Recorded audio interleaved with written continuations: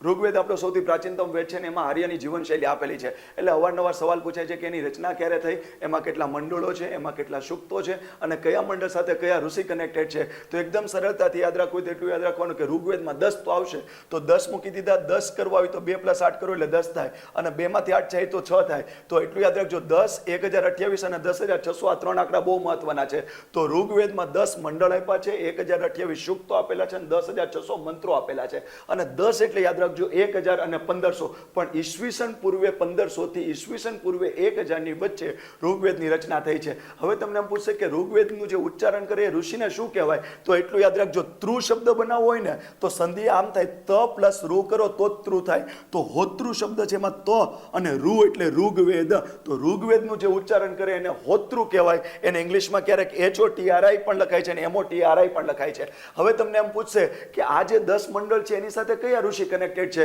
તો એક વાર્તા જેવી સ્ટોરી સેટ કરી દો એટલે તમને હંમેશા યાદ રહી જશે. 1 થી 10, મારું અંગ ભાગી જાય ઘર છોડીને તો મારા માટે વિશ્વ વામણું થઈ જાય. મારા માટે વિશ્વ શું મહત્વનું, કારણ કે મારું અંગ ભાગી ગયું. તો અંગ એટલે અંગીરા, ભાગ એટલે ભાર્ગવ, વિશ્વ એટલે વિશ્વામિત્ર અને વામણું એટલે કે વામદેવ.